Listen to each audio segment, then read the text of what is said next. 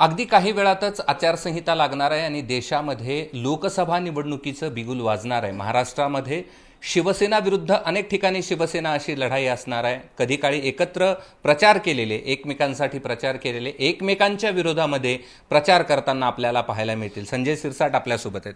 काही वेळ आहे आचारसंहिता लागायला, काय पहिली प्रतिक्रिया? तयार आहेत तुम्ही? आचारसंहिता लागणार तर होतीच, ती आज लागते, म्हणून त्यात आम्ही काही धास्तावलेलं आहे किंवा आम्हाला काहीतरी ते भीती वाटते अशातला काही प्रकार नाही। आमची तयारी पूर्वीपासून सुरू झालेली आहे। लोकसभा ही आम्हाला कोणत्याही परिस्थितीत बहुमताने जिंकायची। आता अनेक आमच्या नेत्यांनी 40+ आकडा सांगितला, कोणी 45+ आकडा सांगितला। हा आकडा कसा पार करता येईल हा प्रयत्न आमचा राहणार आहे।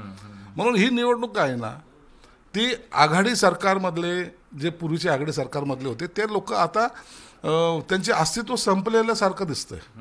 आपसामध्ये त्यांचे असलेल्या लाथाळ्या आणि आम्ही एक गठ्ठा म्हणजे एक जीव आणि एक ह्याच्याने ही जी निवडणूक लढणार आहोत ती अत्यंत आमची स्वतःची निवडणूक आहे। प्रत्येक कार्यकर्त्याची निवडणूक म्हणून जिंकणार आहोत।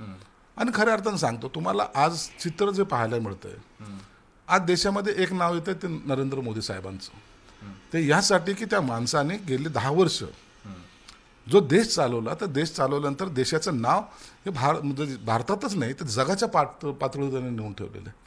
म्हणून ही निवडणूक सर्वसामान्याला वाटतं की नरेंद्र मोदी हे आपले पंतप्रधान असावेत आणि पुन्हा या भारताचा विकास करण्यासाठी यांना संधी द्यावीच हे मनोमन त्यांनी ठरवल्यामुळं आम्ही ही निवडणूक जिंकणार हा आमचा आत्मविश्वास आहे।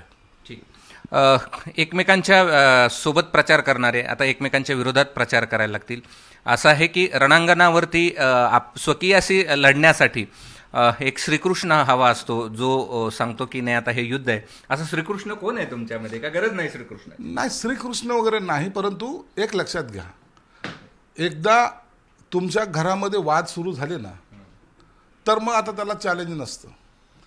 जी शिवसेना प्रमुखाची भूमिका होती ना, ती भूमिका ज्यांनी सोडली, जे इतरांबरोबर गेले, इतरांबरोबर त्यांच्या आता आघाड्या झाल्या, त्यांना सत्ता मिळाली, सत्तेचे पद मिळाले, नको ते लोक सत्तेत आले आणि मग त्यांच्या विरोधात लढणं हे आमचं कर्तव्य झालेलं आहे। आम्ही सत्तेसाठी लढत नाही, तर शिवसेना प्रमुखांच्या असलेल्या विचाराच्या विरोधात जे गेलेत त्यांच्या विरोधात ही लढाई आहे। म्हणून आता स्वकीय राहिले कुठे? स्वकीय तर कधी दुसऱ्याच्या घरात गेलेत, दुश्मनाच्या घरात जाऊन ज्यांनी आपली गळाभेट घेतलेली आहे त्यांना स्वकीय आता म्हणता येणार नाही।